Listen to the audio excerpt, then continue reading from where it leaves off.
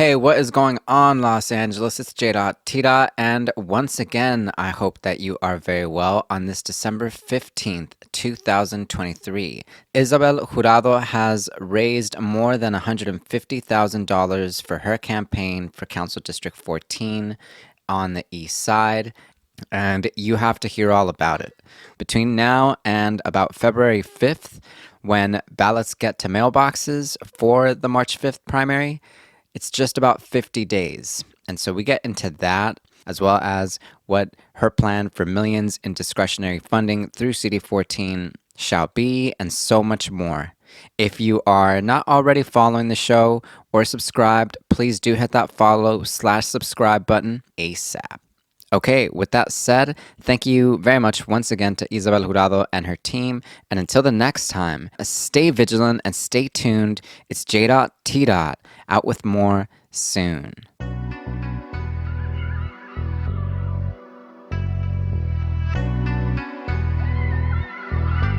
It's Jimbo times.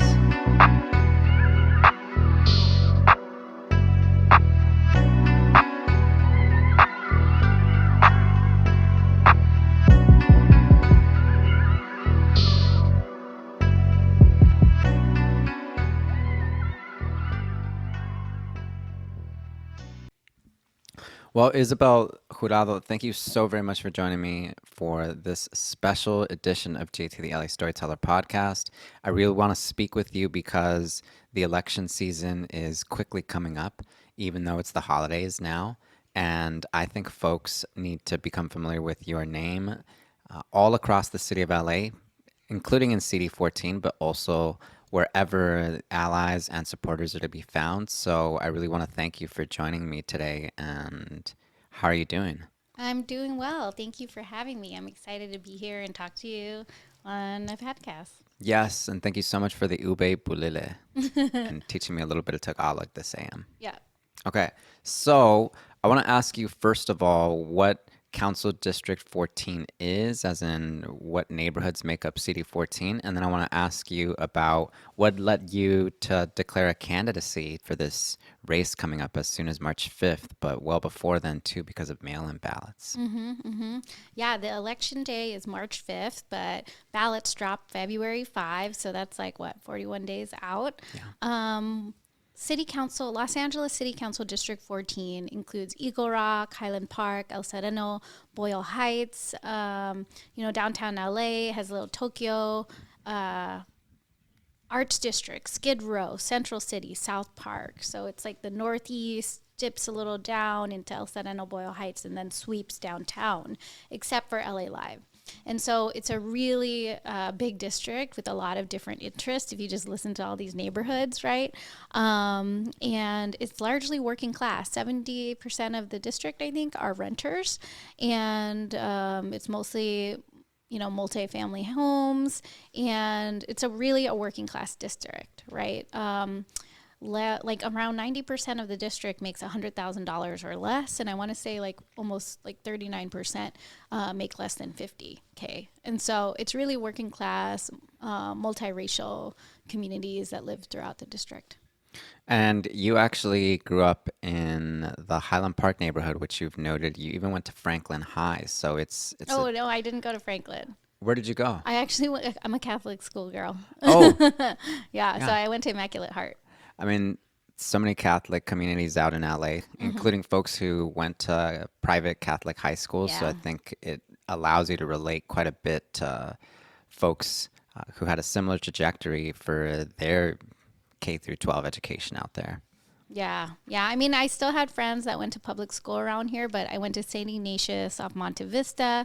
And then my cousin who grew up in Echo Park was like, I'm going to Immaculate Heart High School. And so because I idolized her, I followed her there. Immaculate Heart. Yeah, I've definitely heard that before. Yeah. So it was far. Well, a lot of folks were bussed out of their communities because local schools were regarded and to a great extent are still seen as underinvested in, which is certainly true. Yeah. Yeah, my parents definitely thought that was true. And especially as immigrants coming to LA, their narratives were based on what they saw on the television. And they felt that Highland Park wasn't a safe place. And to a certain extent, it wasn't when I was growing up here. Right. Our security was always my dad, and it still is my dad's primary concern. And so that and my belief in God. Right. So they were just like, okay, well, you need to go to private school. So we went to one, and it was like, 2 blocks away from my grandma's house. And so, it was convenient for them too to pick me up. Yeah. Wow. Shout out to Lola. I know, with her little umbrella. Always after school, I was so embarrassed because I'd be like, why does my grandma have an umbrella? It's not raining. But she's like, I don't want to get dark. Could totally see it. Now, we mentioned that we're in the Highland Park neighborhood. Mm-hmm.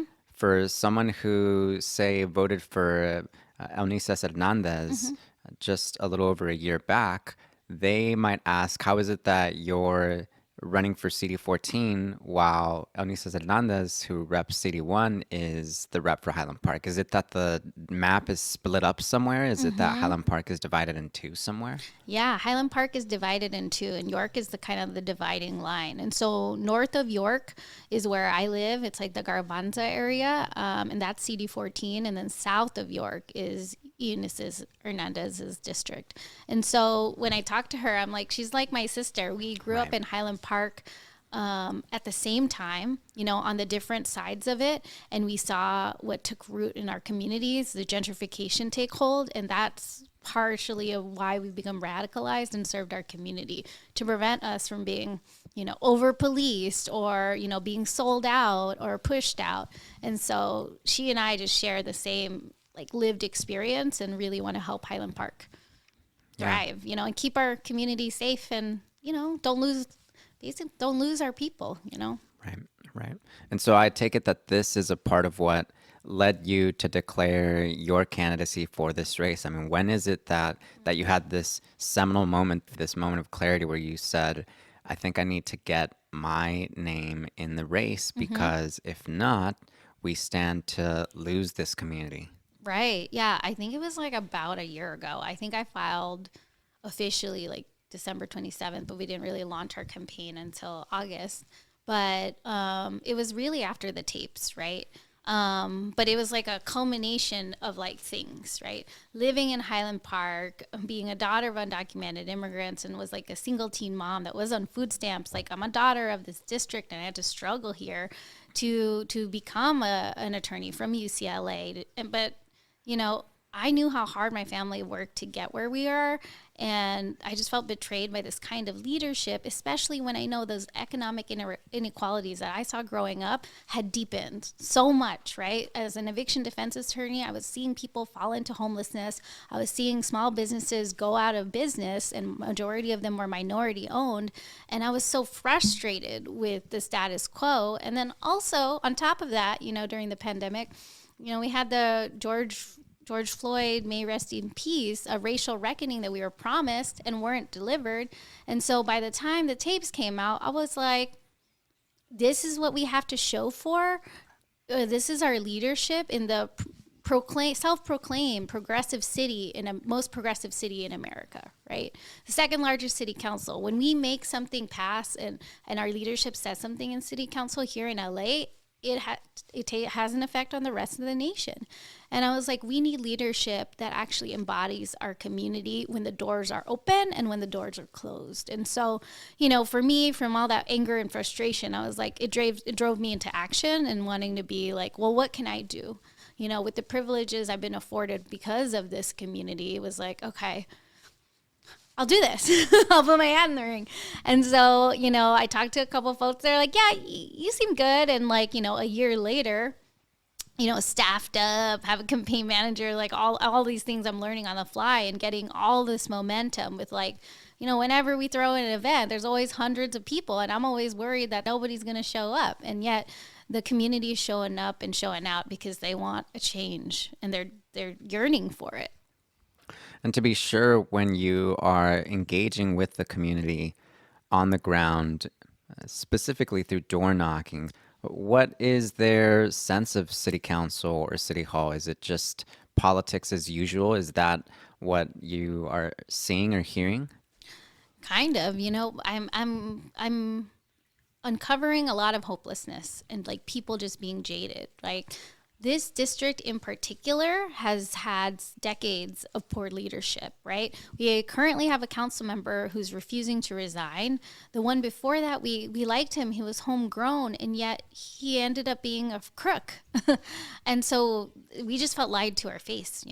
And then the one before that moved into the district, told us he wasn't going to leave us to become mayor, and then 2 months after being elected was already running for mayor. And then the council member before that had to resign in disgrace because for other corruption, right? We have severe abandonment issues when it comes to our council members. And so when we go to the doors and there are people, some people don't know who their council member is, and that's valid, right?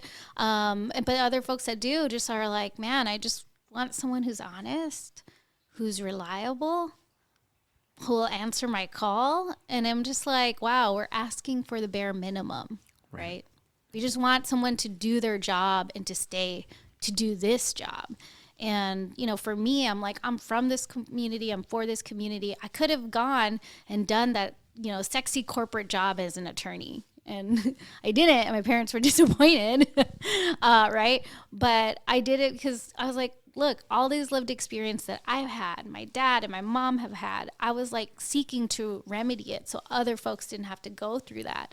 And, serving my community. So for me, when I come out these doors, I'm just like, man, I just want to be a public servant. Like, I want to put that at the center of what it means to be a council member and not disgrace or, scandal. I'm just like, I just want to do my job and like clean the streets. You Yeah. know? Yeah. And especially speaking of lived experience and what your background with this community has looked like over the course of your career, maybe you can tell us a little bit about how serving as an attorney, a defense attorney, a tenants rights attorney for folks has prepped you for life at LA City Hall if elected this upcoming year.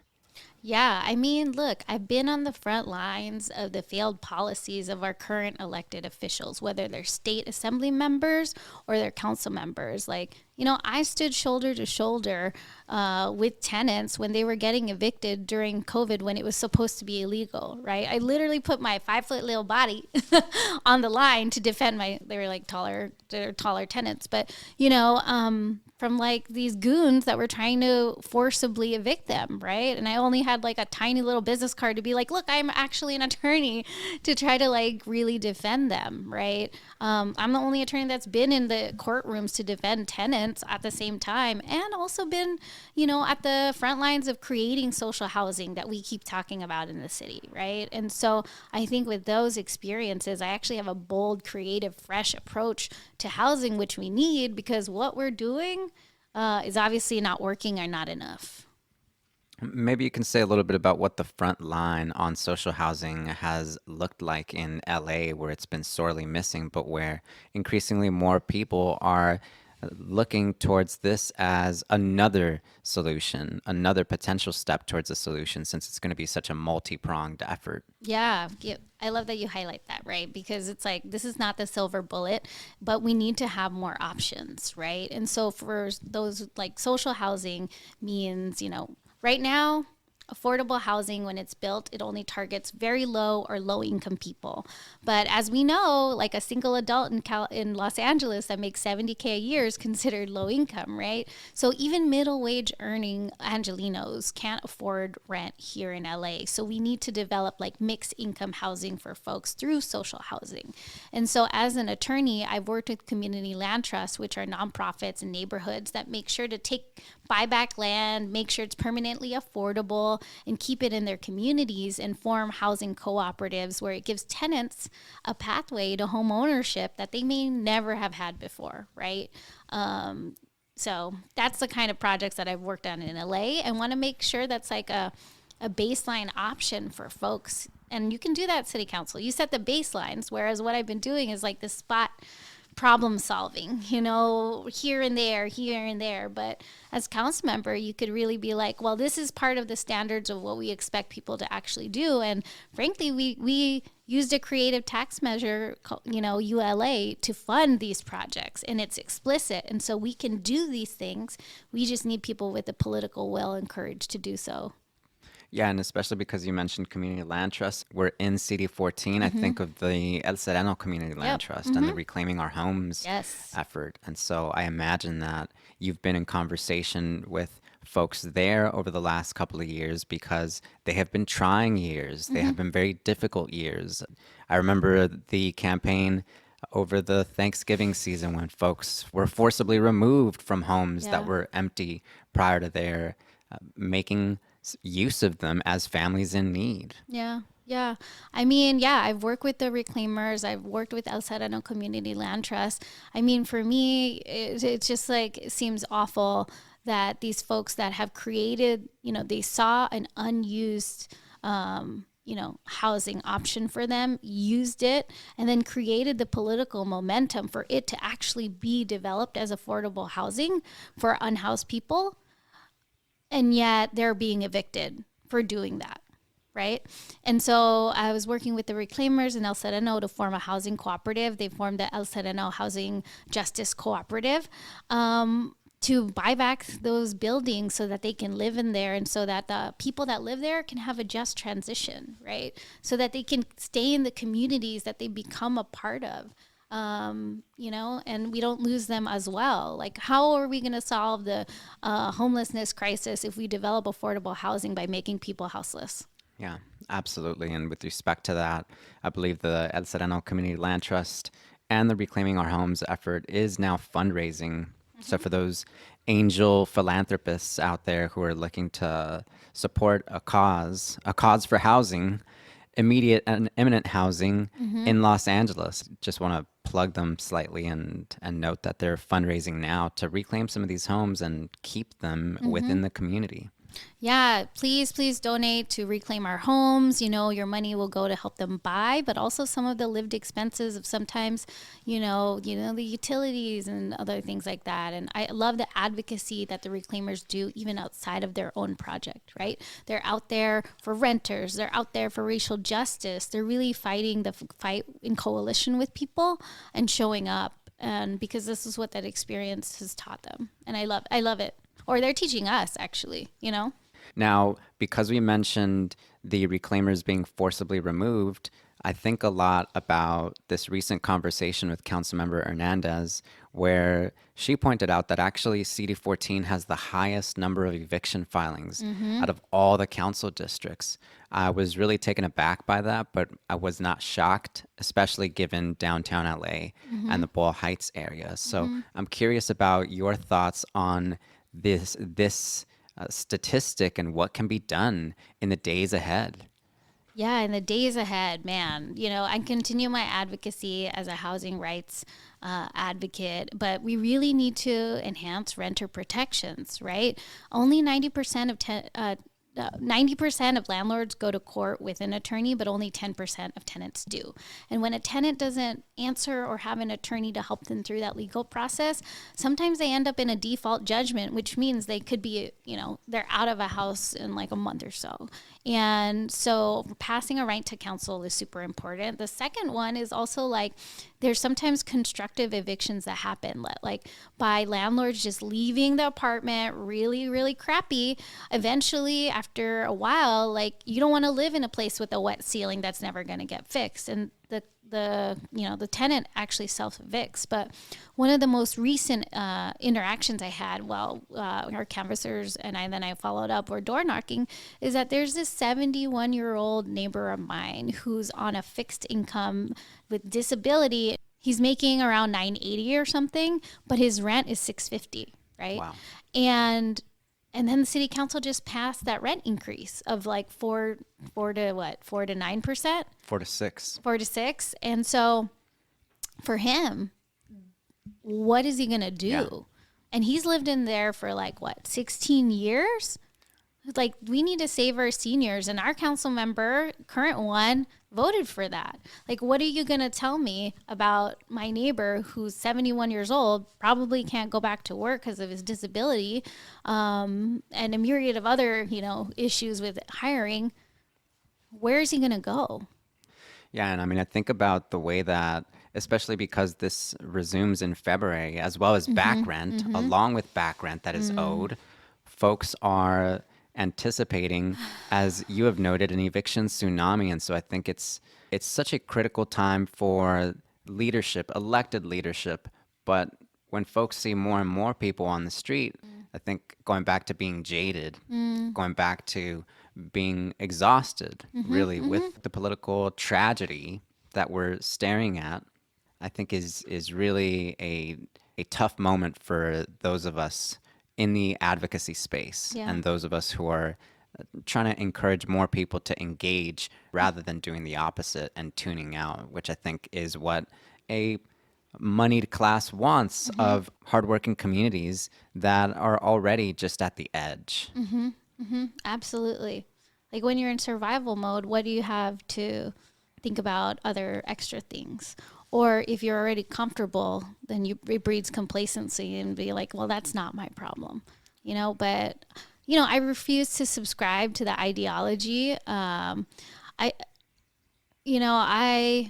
believe in radical hope, right? And I also think that the people, right, that have gone through it, that are going through it, that are struggling, are actually, the most creative people that we know, right? Like, they are the most creative people that we know, because those that have been going through struggles, in order to survive, right, they have to imagine systems for themselves to be able to be successful and to continually live. And so they create these alternate modalities that don't exist in our systems as they are, right? And I go back to, like, okay, businesses excluded Black people, right? And so Black folks were actually the first innovators of cooperative businesses, where there's basically the businessification of a mutual aid group, so that we can all benefit from it to get resources and share, right? In other words, that is a corporation, right? But that's the kind of creative thinking that our communities already do in the struggle. And that, to me, gives me radical hope. And I'm like, look, I'm not even trying to go in there with all these crazy new ideas.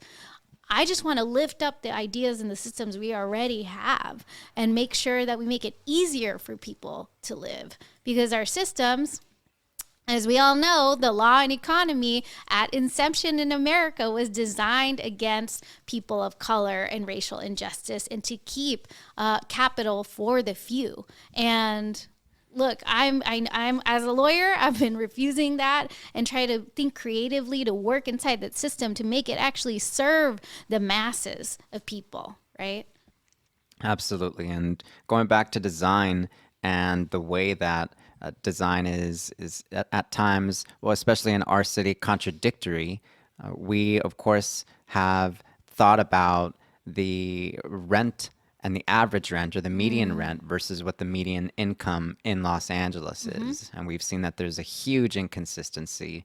I've seen folks note that given the price of a 2-bedroom apartment where median rent is over $2K, the median income should be about $42 an hour. The median wage should be about $42 an hour. Right.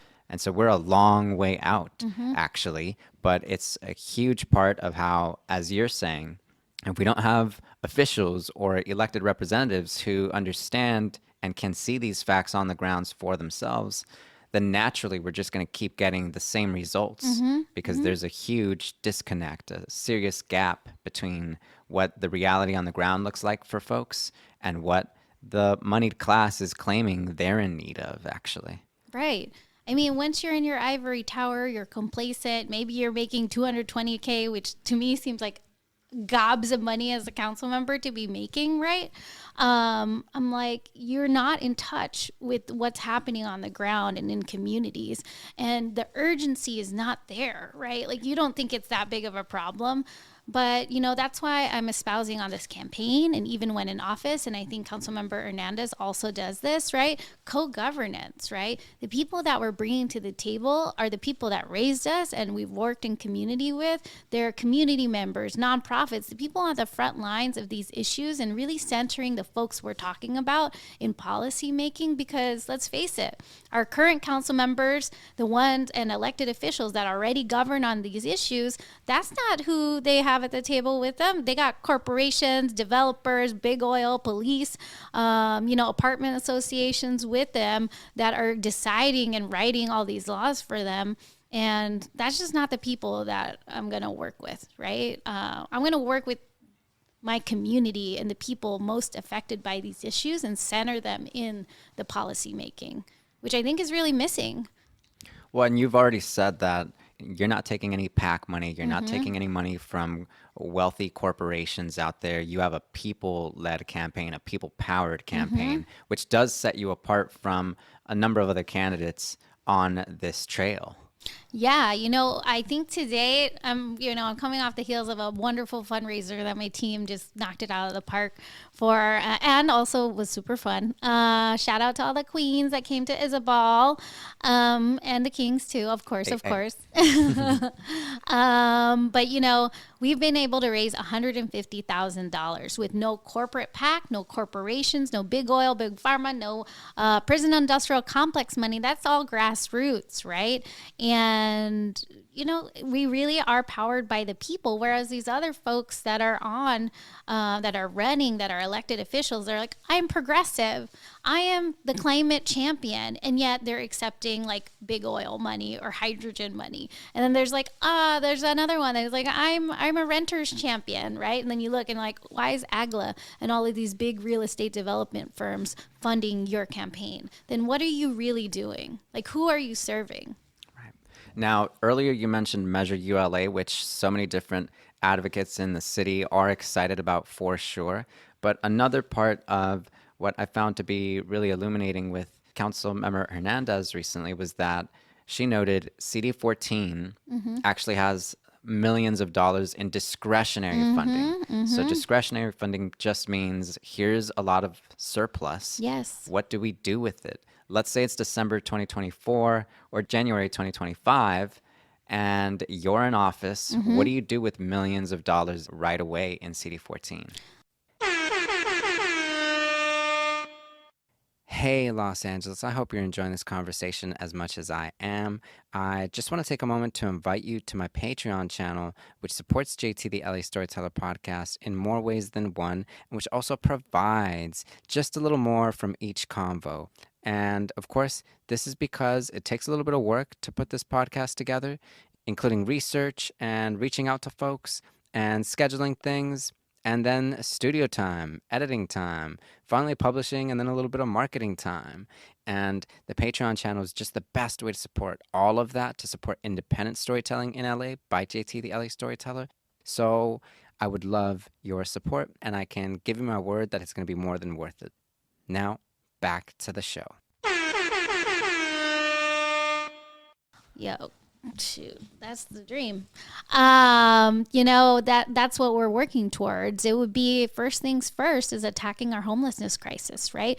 We would have the ability to create community resource hubs, which are a one-stop shop where unhoused neighbors can take a bath, have a meal, go to sleep without being policed, and also have wraparound services available to them. Meet with a housing navigator, see a medic that can treat their physical or their mental ailments, right? Because right now, when you go to a shelter, you have to be clean before you get in, right? And then once you get in, it's not like you see a doctor or a housing navigator. This is just it, right? And what are the other options? You stay on the street, get criminalized or swept away.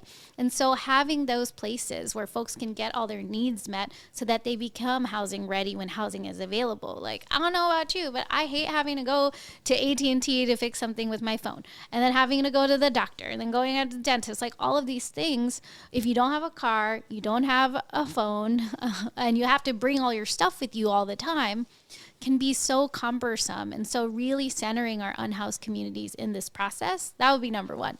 Number two would be like, setting aside funding so that communities can buy back real estate in their neighborhoods to protect our renters from displacement.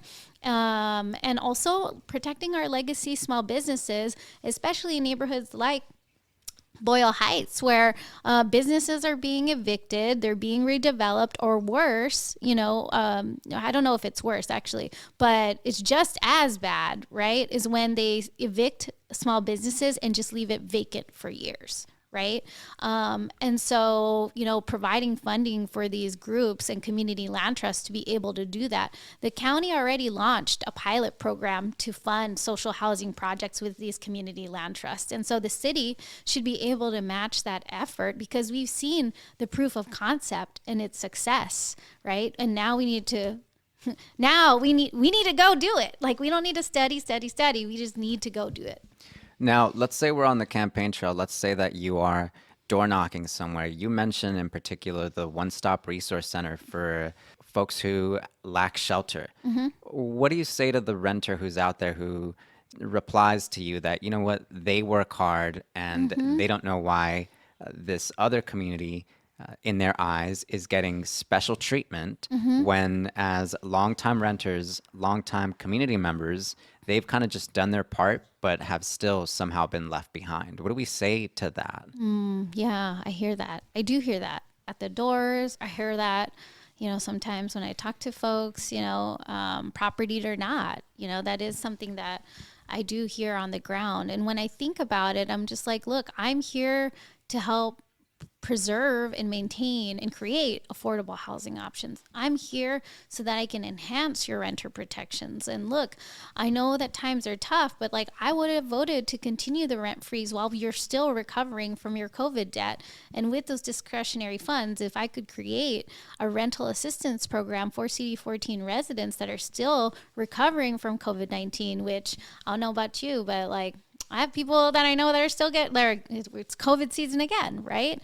And so if I could do that with my discretionary fund, setting that aside to help those folks out that are still just trying to catch up, right? That would be something that I'd tell them. And at the end of the day, I think repealing Costa-Hawkins would be a huge improvement for renters and being able for the city of LA to expand rent control and start to think about taxing vacancy rates in buildings, because we know that there are a lot of buildings here in LA that are just empty and could house our unhoused community. Right. And that could also, when you repeal Costa-Hawkins, we'd be able to stabilize the rent throughout the city, because we'd have more expansive rent control so that we wouldn't have rent going up, every single year, 10% every single year. And just in this endless rat race to pay our housing when our rents are not going up that high every single year. Yeah. And I actually think that one note I've heard you mention is that working class people actually have a lot more in common with folks who are unsheltered or unhoused out there than they do with millionaires and billionaires out there who are seeking to just redevelop these neighborhoods. So there's a lot of common ground, actually, even though they might seem to occupy different versions of the city, which is true up to a point, but there's still an inherent connection to working people's struggle there. Yeah. I mean, I was just thinking about this yesterday. I'm like, yeah, it's kind of like the corporate elite versus the working class people. The way that we suffer, the ways that we suffer, the conditions in which we suffer are different, right? But the suffering all the same, right? We're just being crushed by these oppressive forces of it's too expensive to buy food, or I have to work so much that, just to afford my basic needs that I can't find joy. I don't have free time to just chill and hang out and find joy. And so I think it's just in all of these communities, that is the thing that life is so crushing and stressful. They can't actually live, the phrase "let me live" is the thing. And for me, it's policies that we're passing, government policies that we're passing. I think David Kim says that is needs to be life-giving policies. At the root of our policies, we should be like, what is this going to do to help people live, right? That should be at the heart of every single policy that we're doing, not like, like these mid-level steps at prevention that just like actually at the end of the day cost people lives. Like, do we need cops on the street to do traffic stops? How is that saving lives? Let's have unarmed LADOT officers actually conduct a traffic ticket so that, you don't have to deal with an armed officer that could lead to a violent interaction. I think those are the ways that we can start thinking about, like, we can keep people alive, and, preventable deaths are within the realm of what the city of LA could be doing. But I think we need to reframe our philosophies when we develop, these policies, even at the city level. And going back into particulars for a little bit, we did mention Boyle Heights just a moment ago, and recently there was a committee meeting, the Planning and Land Use Management Committee at LA City Hall, or the Plum Committee, as it's also known. They heard arguments from local businesses in the Boyle Heights area opposed to Tiao Development's complete eviction and redevelopment of this space for 50 units, 5 of which would be for low-income folks, and they have essentially stalled that process through. Now, for somebody who is witnessing this and who says, you know what, you have spoken about housing and the needs for housing, here's a developer who is creating housing, yes, predominantly for the market rate, but we need more market rate units too. How is it that preventing this is going to get us out of the crisis? What do we say to those folks? I mean, always when it comes to development, we got to listen to the communities, right? And much respect to Boyle Heights. Boyle Heights is an organized community with just like a beautiful history of resistance and culture, and you don't want to lose that, right? And that's what this community is fighting for. And for me, when folks say like, well, why are you stopping this? We're building more market rate housing to solve the housing crisis. I'm like, why is that always the refrain to every single thing, right? Then every single argument's always like, we have to build more market rate. But where's the conversation? Like, oh, we're going to build market rate and then have 5 very low income houses, and we're going to do that every single time. So like in 3 projects, we'll just get 15 like low income housing, when we know when we're in a renter city that's rent burdened, we're going to solve it by like 5 units at a time. And not only that, evicting a whole family that has been there for 30 years. This is just like, my philosophy is development without displacement, right? Like, you want to redevelop this building to have small businesses and luxury units. Like, sometimes these developments don't make sense when it's like, I want to rebuild this and I want to have the same kind of shops, but I want to replace the coffee shop with a Starbucks. And I was like, well, this coffee shop's already here. It's still good. It's still working. Community loves it and they can afford it, And so to me, these policies where folks are just saying like, we need to build market rate, seem to be like really short-sighted, shallow answers, right? Because at the end of the day, the Chow Corporation is going to evict all of these small businesses and it was a family as well, right? And like someone who's like an elderly person that, but for being able to live here for that long is probably, since they're losing their business and they're losing their home and they're 70 years old, how are they going to re-enter the renter market? How are they going to re-enter, small businesses and employment? Like, it comes at such a high cost of human life, right? For this argument of like market rate development. So for me, there's a concept that I try to adapt to housing that exists in workers and employment, right? When it comes to climate change, and it's called like just transition. So when we transition from fossil fuel to cleaner energies, we guarantee employment for workers and union jobs so that, we don't lose people whose whole livelihood has been working, on an oil rig and having to transition to this new world and like figure it out. And still be able to support their family and pay the mortgage that maybe they still have. And for me, I think that's crucial for development, is like, how can we ensure a just transition for the current residents that live there, right? So we don't lose them. Right. And I think what I also hear in that sort of response to a proposed development that is ultimately stalled because of the community's input is a kind of jadedness, as we were saying earlier, and a sort of resignation to the moneyed class's way and to development's way, because maybe folks who are seeing the city of LA go down this path of so much market rate housing everywhere, maybe they figure that this is just the way that it goes, that this is what money does, and that working people ultimately don't have a voice and that they should just adapt or move on. I hear a little bit of that in that sort of response to this kind of event. Yeah, I mean, I refuse that, and I know Boyle Heights does, because the whole coalitions, CPC, that's Community Power Collective, and Rearte, that's there, that are working against them, they refuse. Like, Boyle Heights has resisted gentrification because of the strength of this community and their, investment in each other and themselves. And so, for me, like, this community is inspiring. Right.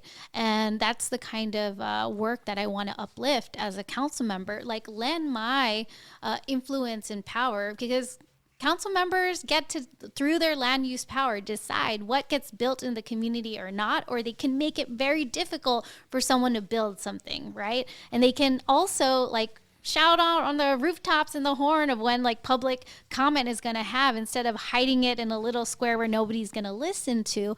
And so I would lend my voice for the community in this process about this development, to make sure there isn't displacement, so we can resist that corporate class and corporatization of our neighborhoods, especially ones with rich culture, rich history.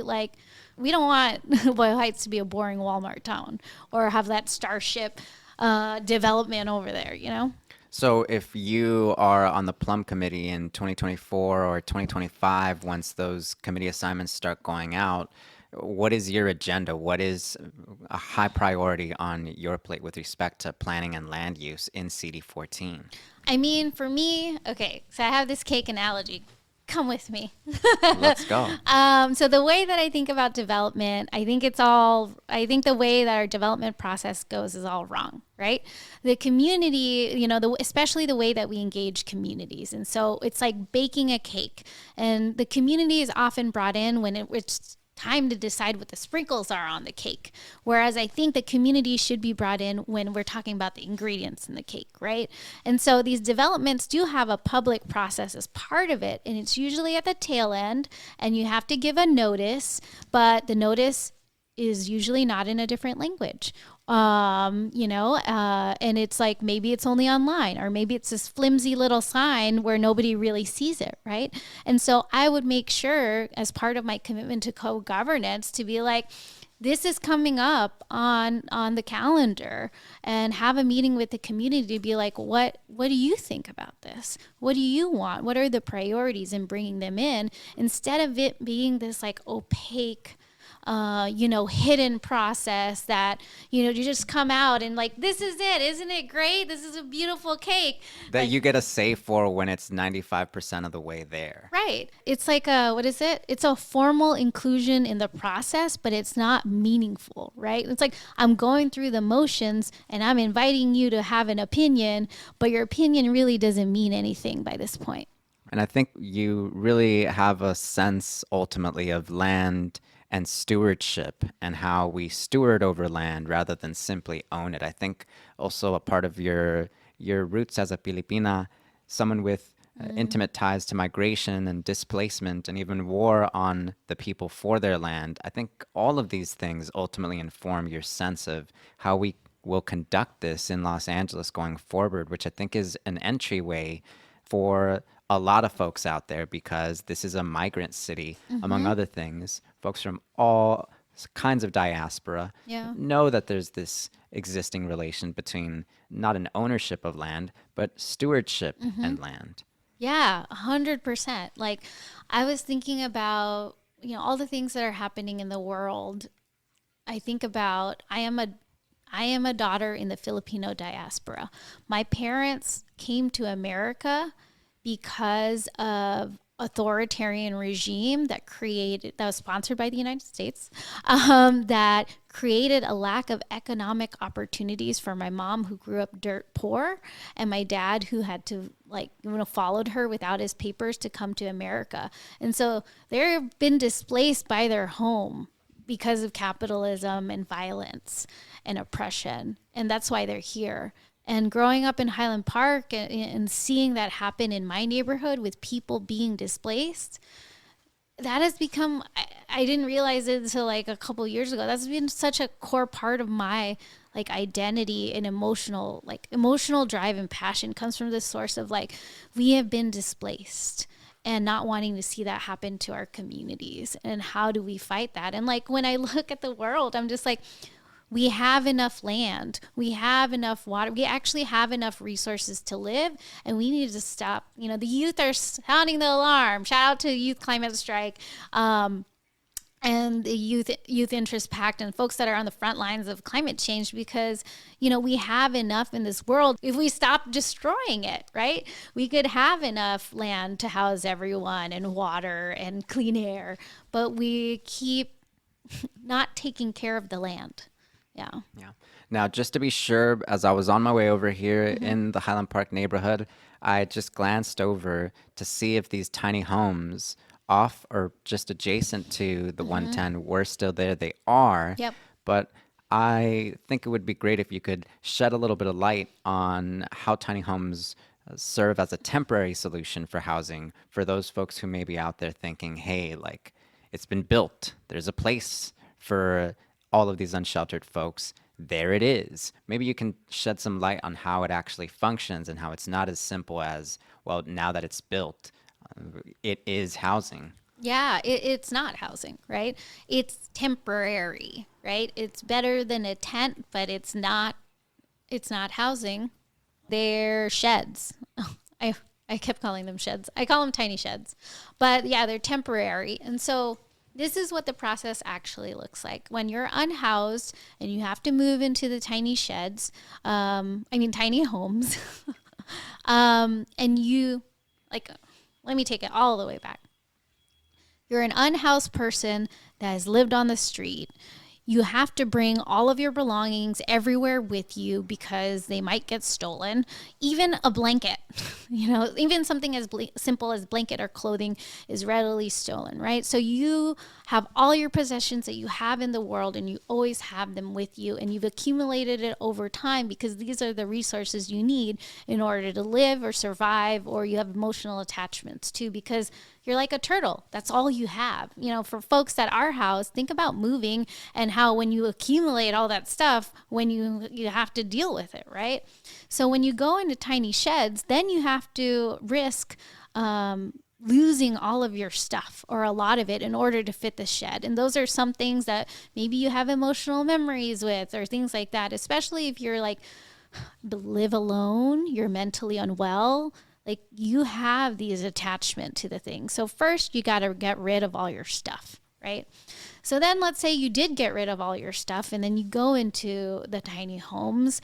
It's only supposed to be a temporary solution to live in a small space for that long of a time. Now, if you're a woman and you need to go to the bathroom in the evening, you have to walk through the area in order to go to the bathroom. You don't have a bathroom in your room. And doing that at night is obviously something that's uncomfortable, can be dangerous, and doesn't feel safe. And so it's not welcoming. It is shelter, but even when it rains, sometimes, it'll leak in there. And then after a couple months, look, you're only supposed to be there for 3 months. So then after a couple months, you're going to have to leave, right? And the housing is not being built fast enough that there is a transition point after 3 months. So this person ends up going back on the street with less of their stuff. And so at that point, it's why would I want to move in there in the first place? right? Like you're just going to move from you're going to go inside, lose half your things and then go back on the street. Like I know people I just try to put it in the perspective of house people so you can actually like feel and understand, like, do you want to move and lose your stuff? Like, do you want to keep moving every 3 months? I think house people would not want to do that.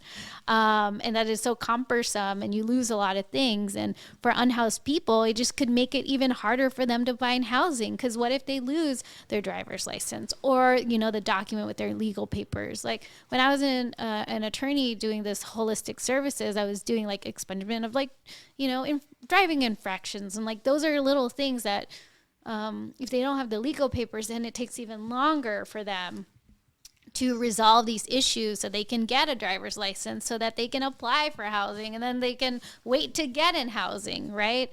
And so I think tiny homes are the bare minimum of what we can do. They're not the end all be all.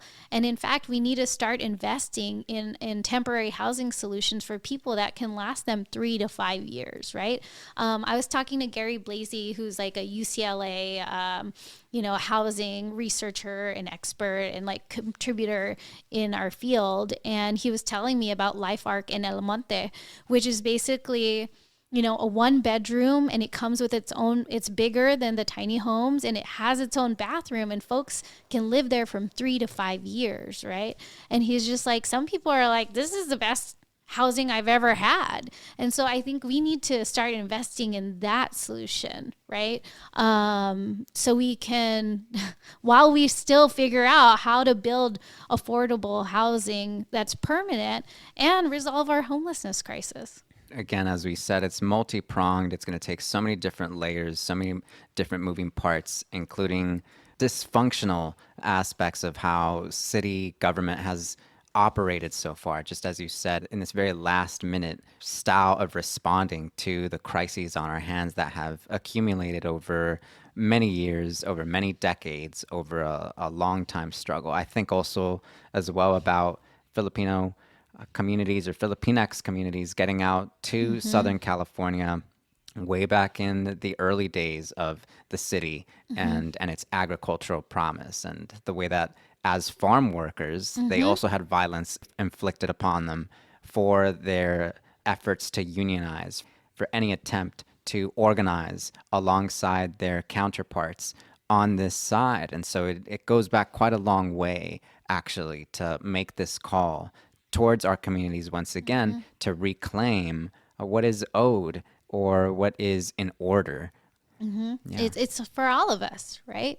We're fighting for all of us. And like Filipinos have always been in the struggle and in coalition. And like as an Asian American, I'm not going to be used as a racial wedge against my folks that are working class. I'm here to lock arms with you. I always have, to be in the struggle and to use my privilege to be the advocate and to, give the mic to the communities and center them in our policies, because this future is ours. Yeah. And the establishment, the Democratic establishment, the corporate elite, they're scared of us. And I'm glad they're shaking in their boots because they know their time is coming.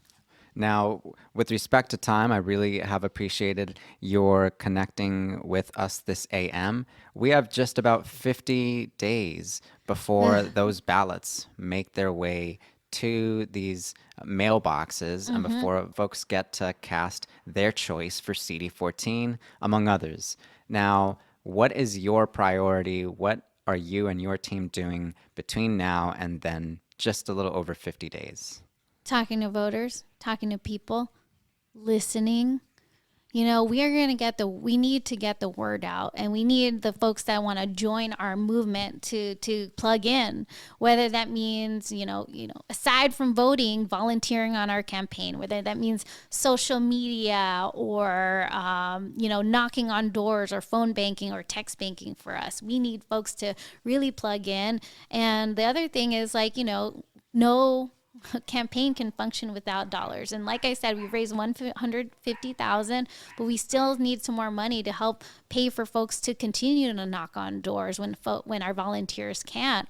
And at the end of the day, that does take money, and so folks can donate. If you live in the city of LA, it matches at 6-1. It's pretty magical. And with that program, Councilmember Rahman and Hernandez were able to defeat incumbents who people thought were going to win.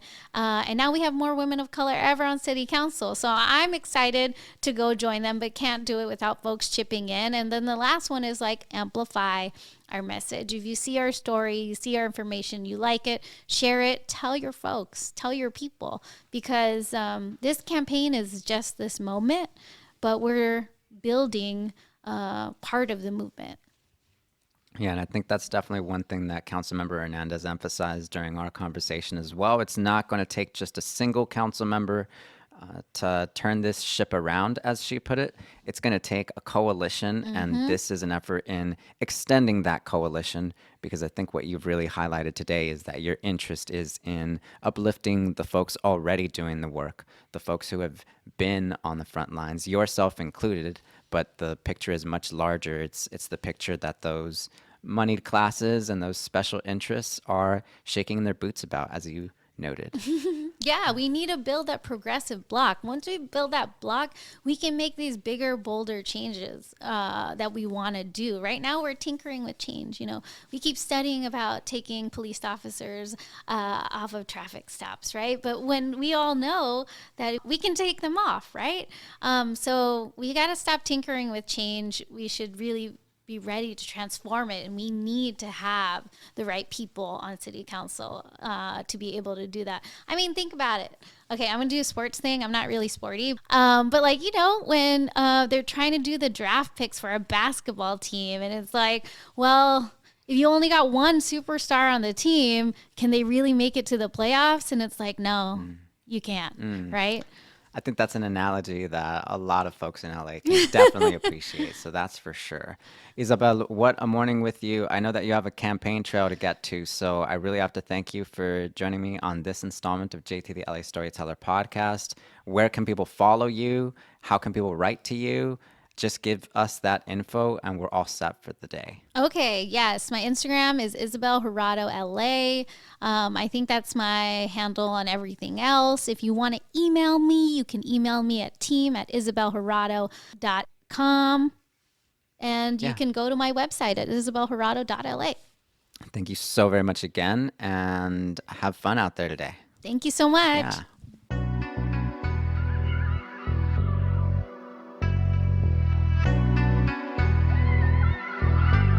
It's Jimbo times.